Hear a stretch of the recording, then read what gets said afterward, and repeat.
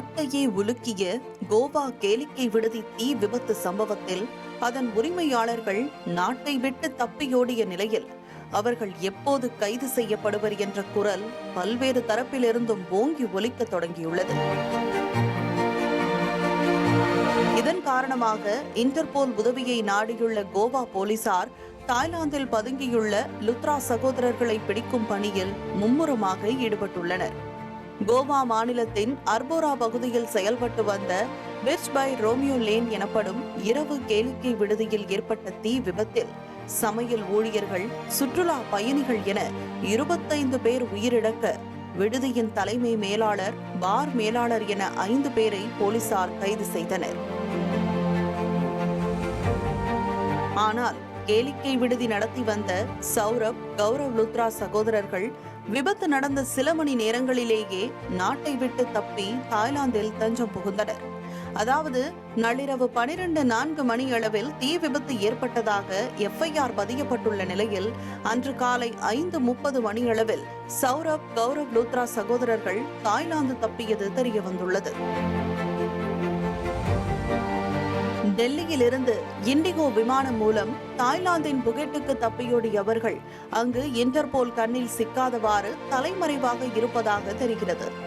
சௌரப், கௌரவ் லுத்ரா சகோதரர்களுக்கு look out notice பிறப்பிப்பதற்கு முன்னரே அவர்கள் தாய்லாந்து சென்றதால் இருவரையும் கைது செய்வதில் தாமதம் நீடிக்கிறது. டெல்லியில் உள்ள ஒரு முகவரியை வைத்தே 42 நிறுவனங்களை நடத்தியதும் போலீஸ் விசாரணையில் தெரிய வந்துள்ள நிலையில் அதுவும் தற்போது சௌரப், கௌரவ் லுத்ரா சகோதரர்களுக்கு சிக்கலை ஏற்படுத்தியுள்ளது. இதையெல்லாம் கருத்தில் கொண்டு அவர்கள் தாக்கல் செய்த முன்ஜாமீன் மனுவை நீதிமன்றம் நிராகரித்துள்ளது. தற்போதைய சூழலில் கேளிக்கை விடுதி செயல்பட்டு வந்த கட்டடத்தின் உரிமையாளர் சுரீந்தர் குமார் கோஷ்லாவும் போலீசாரின் விசாரணை வளையத்திற்குள் கொண்டு வரப்பட்டிருக்கிறார். சுரீந்தர் குமார் கோஷ்லா பிரிட்டன் குடியுரிமை பெற்றிருப்பதால் அவர் வெளிநாடுகளுக்கு சென்றுவிடக்கூடாது என்பதற்காக லுக் அவுட் நோட்டீஸ் பிறப்பிக்கப்பட்டிருப்பதாக காவல்துறை வட்டாரங்கள் தெரிவிக்கின்றன. சௌரப், கௌரவ் லுத்ரா சகோதரர்களை கைது செய்ய மத்திய புலனாய்வு அமைப்புகள் மற்றும் இன்டர்போல் உதவியை நாடியுள்ளதால் அவர்கள் இருவரும் நிச்சயம் சட்டத்தின் முன் நிறுத்தப்படுவர் என கோவா டிஐஜி வர்ஷா சர்மா தெரிவித்துள்ளார்.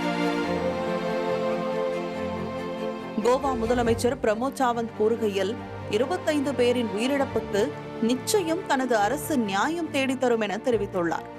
சௌரப், கௌரவ் லுத்ரா சகோதரர்களை கைது செய்வதில் தாமதம் ஏற்பட்டால் கோவா போலீசார் நேரடியாக தாய்லாந்து செல்வதற்கும் வழிவகை செய்யப்படும் என உறுதிபட கூறியிருக்கிறார். 13 years of trust, a revolution of gratitude, 100% assured appreciation. With gratitude, G Square oda 13th year anniversary offer plot villa apartment எது புக் பண்ணாலும் 25 வருஷத்துக்கு பவர் இருக்கும். ஆனா EB bill இருக்காது. Up to 5 kilowatt solar panels with no additional cost ஓட கிடைக்கும். Zero EB revolution. To book, call 8939710009.